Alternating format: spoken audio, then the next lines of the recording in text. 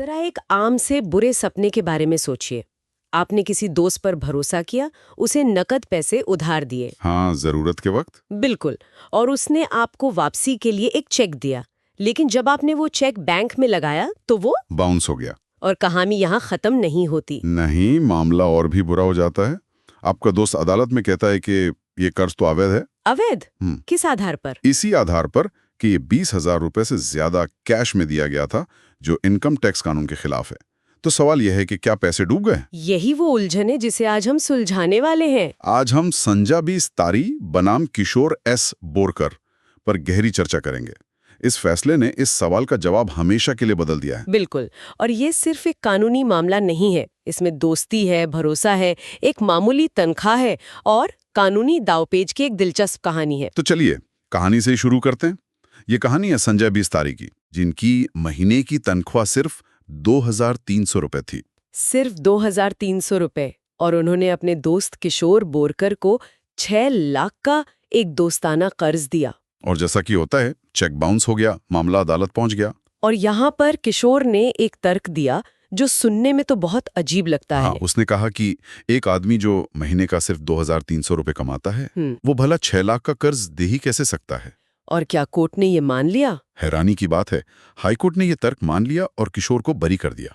एक मिनट, क्या मतलब हाईकोर्ट ने ये मान लिया कि अगर किसी की आमदनी कम है तो वो उधार नहीं दे सकता? जी, यही वजह है कि मामला सुप्रीम कोर्ट तक पहुंचा और वहां उन्होंने नेगोशिएबल इंस्ट्रूमेंट्स एक्ट की धारा 139 के महत्व पर जोर दिया। धारा 139? हाँ। इसका मतलब क्या है आसान भाषा में? इसका मतलब है मानकर चलना।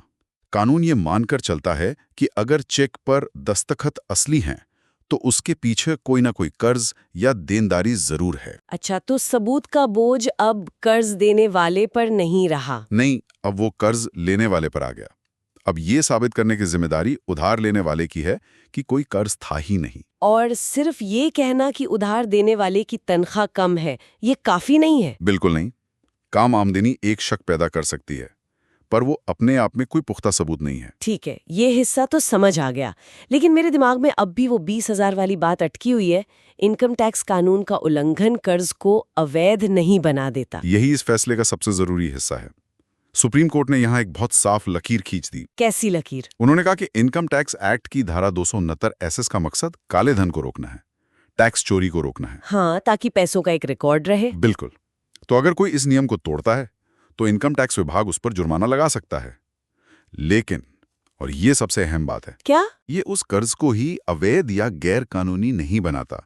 वो कर्ज अब भी एक वैध कर्ज है जिसे वसूला जा सकता है। अरे वाह!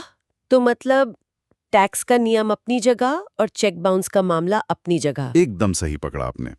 टैक्स कानून का उल्लंघन चेक बाउंस की आपराधिक जिम्मेदारी से बचने के लिए एक ढाल नहीं बन सकता। तो कोर्ट ने पीसी हरी जैसे पुराने फैसलों को भी रद्द कर दिया होगा जो ऐसे कर्ज को अवैध मानते थे? हाँ, उन सभी फैसलों को रद्द कर दिया। ये उन लोगों के लिए बहुत बड़ी राहत है जो भरोसे पर पैसे उधार देते हैं। ये फैसला सिर्फ एक मसले को नहीं सुलझाता, ये भविष्य के लिए भी कुछ नियम तय करता है। देश में ऐसे लाखों केस अटके पड़े हैं। जी, और इसी को देखते हुए कोर्ट ने कुछ बहुत ही व्यावहारिक कदम उठाए हैं। जैसे कि? जैसे अब कानूनी समन व्हाट्सएप और ईमेल जैसे डिजिटल माध्यमों से भी भेजे जाने चाहिए। उन्हें आधिकारिक मान्यता दे दी गई है। ये तो बहुत बड़ा बदलाव है। हमें तो नोटिस मिला ही नहीं वाला बहाना अब शायद खत्म हो जाएगा। उम्मीद तो यही है। और एक और चीज, मामलों को जल्दी निपटाने के लिए कंपाउंडिंग यानी समझौते के जुर्माने को भी कम कर दिया है। इसका क्या मतलब हुआ?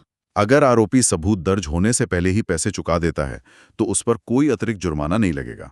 ये एक तरह से मामलों को जल्दी सुलझाने के लिए एक प्रोत्साहन है। ठीक है, तो इस पूरी गहरी चर्चा से आम लोगों के लिए 3 बड़ी बातें क्या निकलती हैं? पहली, 20,000 रुपए से ज्यादा का नकद कर्ज अवैध नहीं है। अगर चेक बाउंस होता है तो उसे कानून के जरिए वसूला जा सकता है।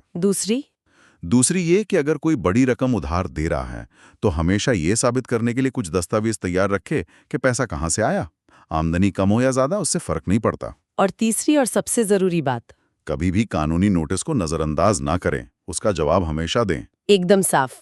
ये फैसला हमारे समाज में दोस्ताना कर्ज जैसी आम चीज के लिए बहुत मायने रखता है। बिल्कुल, और ये हमें एक जरूरी सवाल पर सोचने के लिए भी छोड़ जाता है। वो क्या? परिवार के बीच भरोसे पर दिए जाने वाले नकद लेन देन को भी दस्तावेजों में दर्ज करना जरूरी हो गया है। ताकि भविष्य में रिश्ते और पैसे दोनों सुरक्षित रहें। शायद थोड़ी सी कागजी कार्रवाई ही इसकी चाबी है।